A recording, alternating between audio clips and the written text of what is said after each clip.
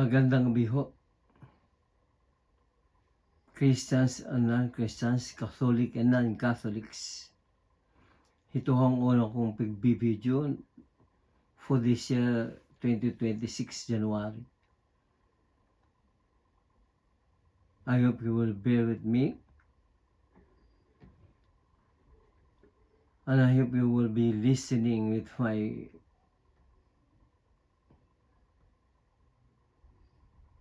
videoing while I'm reading.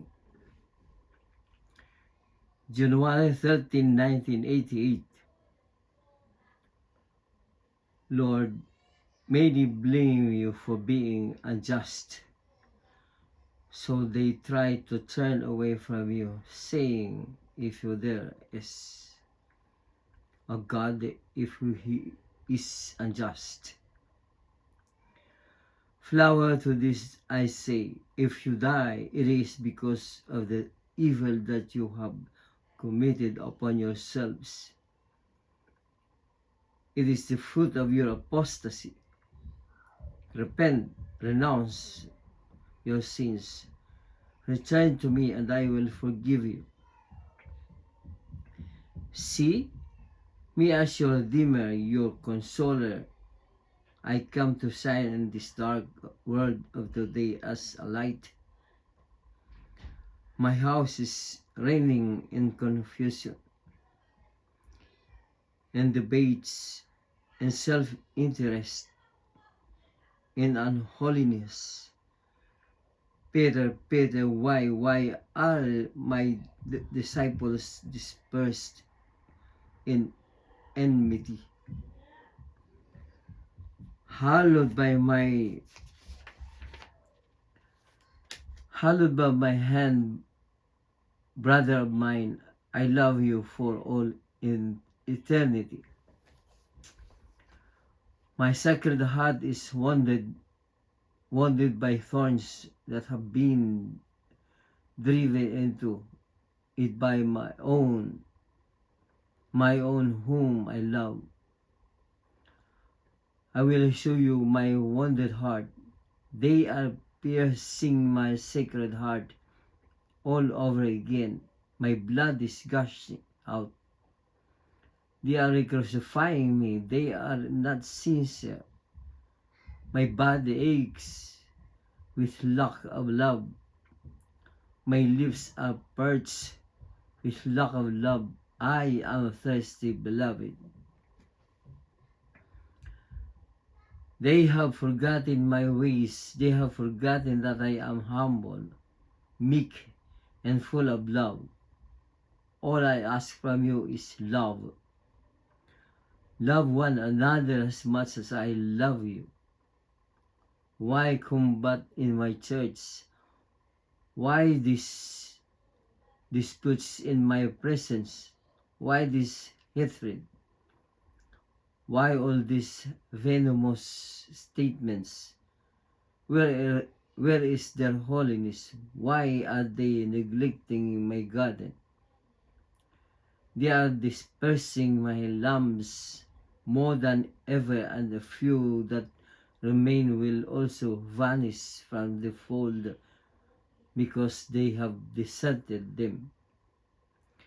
Peter, my eyes have grown weary watching them accusing one another. They have laid desolate my hands and have nothing to offer my lambs. Their ways are not acceptable to me. I have never thought them to judge another. Vasola, I rule with kindness. My sacred heart bleeds and lacerates. Why do they provoke me? Have I not said that anyone who claims to be in my light but hates his brother is still in the dark? Have they quite understood that I mean by if you are bringing your offering to the altar and suddenly remember that your brother has something against you, leave your offering there before the altar. Go and find your brother and reconcile first with him, then come back with a clear heart and present your offering. By this I mean how one should be in harmony with each other and love each other. Make peace with each other. Reconcile before offering me your gift in my house. Child, there has never been absence of love in my heart, nor in the hearts of my first disciples. Lord, I suffer to feel you suffer. Your patience is great. Vasola, my child, risen from the dead, have faith in me. Hope and love me. I, the Lord, will never forsake you. Lord, I ask you to arise your other children to as you have risen me. I will, but not because you have asked me. I will raise them because this was and is my will. Come, and I do not forget my presence. Beloved, in the end I will prevail.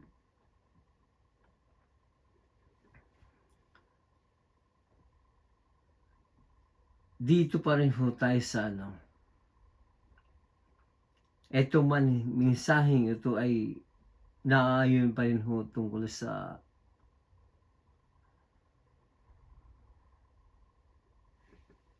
pakikipagkaibigan, pakikipagbati. Alisin anumang galit sa iyong kapwa,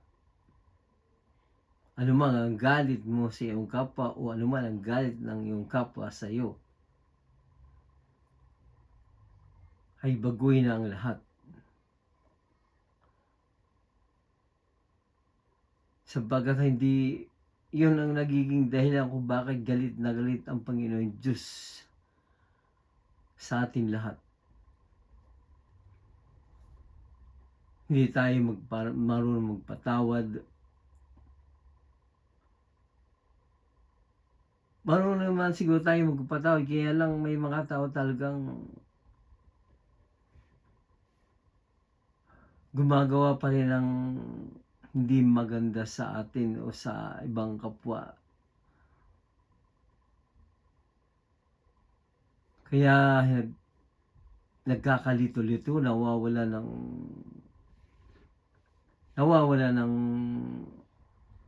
pagpapatawad, nawawala ng pasensya ang tao. Dahil dito sinabi niya to, paragraph 5, they have forgotten my ways. They have forgotten that I am humble, meek, and full of love. All I ask from you is love. Love one another as much as I love you. Di ba? Love one another as much as I love you, ang pinaka-importante sa lahat. Mahalin natin ang aking kapwa.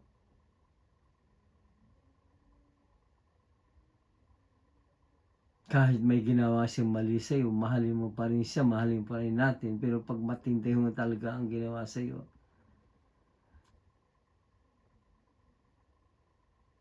mamahalin po mo kaya yun? Dahil matindi na ang ginagawa sa iyo. Hindi nakapatawad. Pero ang sabi niya love one another as much as I love you. Why combat in my church? Why these disputes in my presence? Nag-aaway-away ho tayo.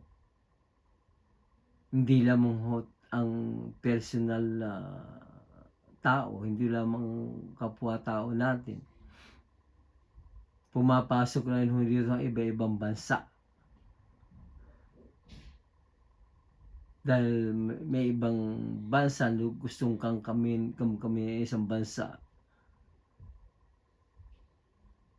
Kaya ho nagkakagulo. Nagkakaroon ng giyera. Ito na yung sinasabi niya. Why these disputes in my presence?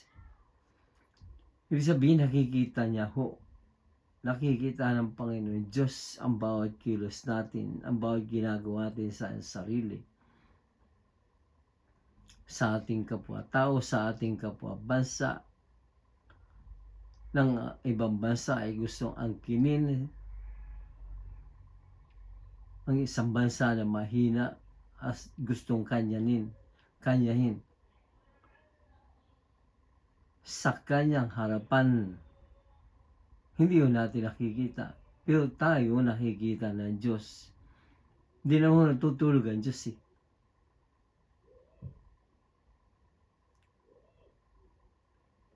Why all these venomous statements? Where is their holiness? Why are they neglecting my garden?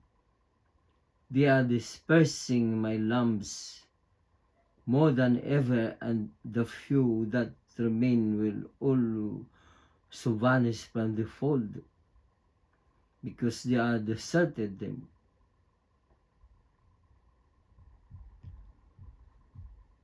Inaaway ho tayo, inaaway natin ang mahina, inaaway natin sila. Gusto natin kami na naman mayroon sila. Gusto nilang kami na naman mayroon tayo.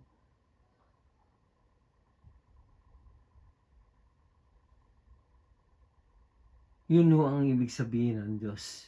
Ito ay isang panawagan. Lagi naman hong panawagan ito. Na magmahalan tayo sa isa, magbati kung ano man ang problema. Magmahalan. Hindi lang naman sa inyo nangyayari, sa akin nangyayari. Hindi ba?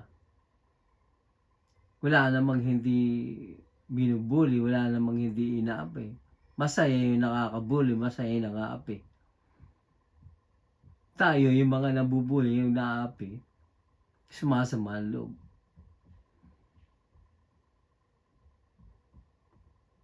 Kaya, pag-aralan ho natin silang patawarin kung ano man mga ginagawa masama nila sa atin, mga pambubuli, pangiinis, panggagalit, pangkakamkam na hindi sa kanila.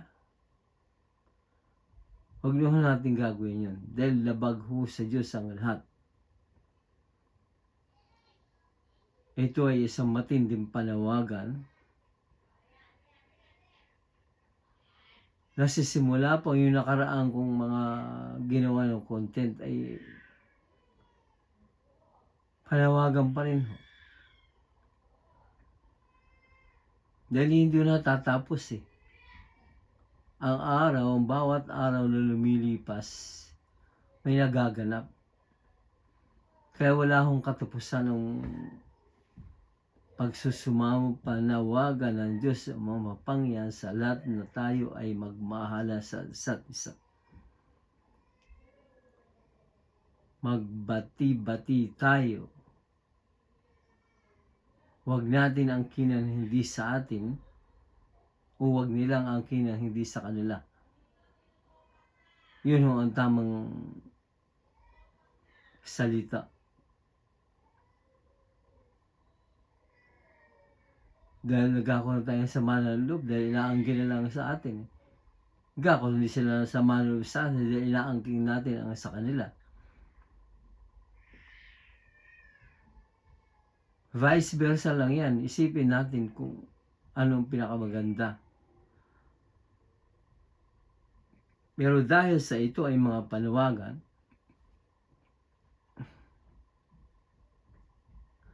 ito ho ay ang totoong salita niya. This is book of true life in God. Wala hong kasinungalingan dito. Ang lahat ho ng nakasulat dito ay naisulat na ho sa Holy Scriptures. Ang Biblia ay galing sa Holy Scriptures. Ito ho ay galing sa Panginoon Diyos. Ang librong to True Life in God.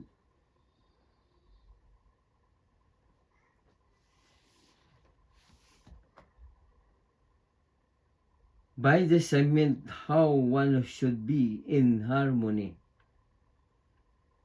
with each other and love each other. Make peace with each other. Makipagkasundo.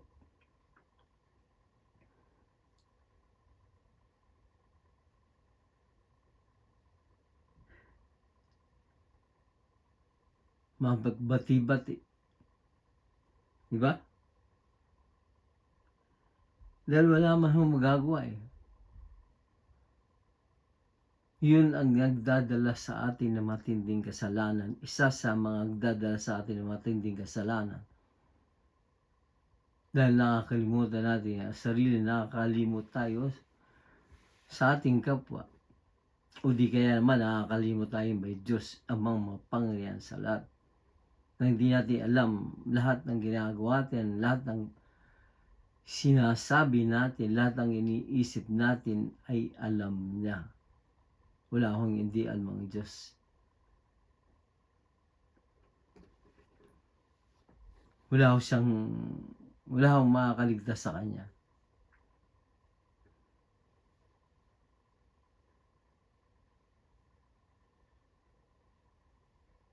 Reconcile before offering me your gift in my house. Child, there has never been absence of love in my heart, nor in the hearts of my first disciples. Wala akong hindi pag-ibig sa kanyang puso. Punong-puno siya ng pag-ibig, pagmamahal. Reconcile, mapagbati. Pag sinabi makapagbati, tutuhanin yun. Dapat kalimutan mo na ang lahat. Pero kung ulitin pa rin ng taong yun, ay pagbati ka na sa kanya, Diyos na ang balak sa kanya. Ipagpa-Diyos mo na lang siya. Dahil nagkasundo na kayo, nagbati na kayo eh. Pero kung talagang natitira pa rin galit sa puso, doon sa taong nakapagkasundo ka na, nakapagbati ka sa niya, ganoon din sa'yo. Alisin mo niyo lahat-lahat ang magalit mo doon sa taong yan. Dahil hindi ka makaka-move on. Wala ka mararating.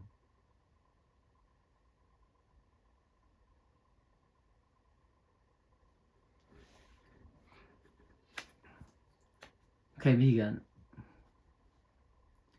ito mga mensahe ito na binabasa ko sa inyo. Huwag ho natin kalilimutan, itanim ho natin sa ating puso at isipan. Gawin ho nating inspirasyon sa ating buhay. At hindi ho tayo maliligaw. At kailanman hindi tayo mapapahamak. Maraming salamat po. Magandang gabi. Dahil gabi na ho ngayon. Please subscribe. Maraming salamat po.